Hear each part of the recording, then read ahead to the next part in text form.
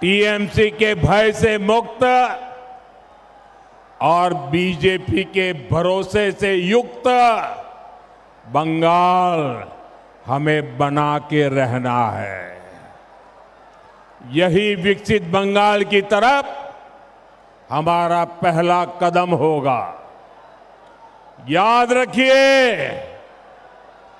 भय आउट, भरोसा इन।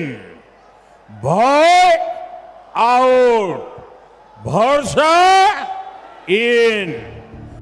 ভয় আউট ভরসা ইন এই স্লোগানের মাধ্যমেই নির্বাচনী সভা থেকে বিকশিত বাংলা গড়ার ডাক দিয়েছিলেন প্রধানমন্ত্রী নরেন্দ্র মোদী।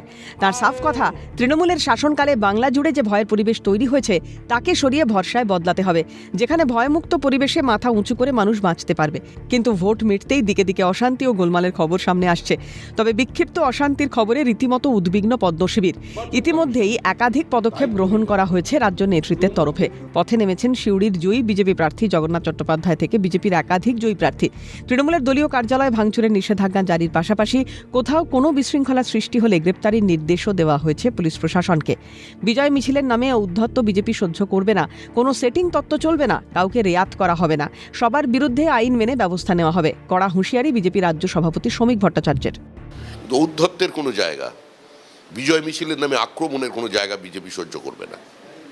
কারণ এর জন্য পশ্চিমবঙ্গের মানুষ আমাদের ক্ষমতায় আসেনি। এখন অনেকে রাতারাতি বিজেপি প্রেমী হয়ে যাবেন, এটার জায়গা নেই। শুনুন, আইন মেনে যা যা করার আমরা করে দেবো। যে কর্মীরা আমাদের খুন করেছে, আমাদের যে কর্মীদের খুন হয়েছে, আমরা তাদের চিনি। আর যে পুলিশ অফিসার সেদিন এফআইআর নেয়নি, আইন মেনে তার বিরুদ্ধে ব্যবস্থা করব। আমার বাড়িতে সকালবেলা ফুল নিয়ে এসছেন, আমার বাড়িতে মিষ্টি নিয়ে চলে আসবেন, কারোর সঙ্গে সেটিং করে ফেলবেন, এই তত্ত্ব হবে না বিজেপিতে।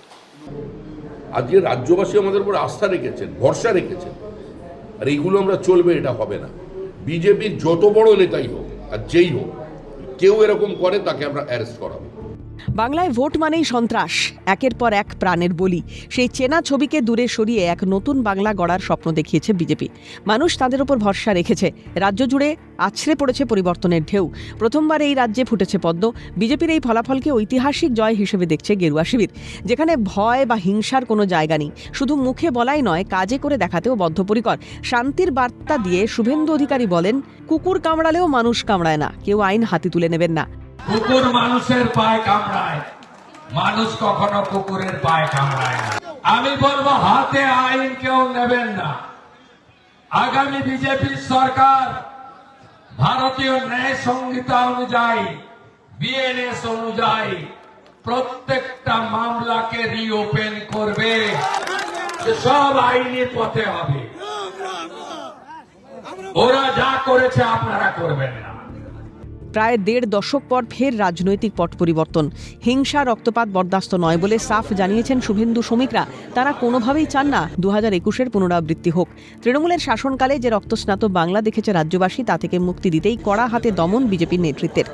এক নতুন উদ্দীপনা, যা কার্যত বঙ্গ রাজনীতিতে বিরল বলে মনে করছে বাংলার খেটে খাওয়া মানুষ থেকে রাজনীতিকরা। ক্যালকাটা নিউজ।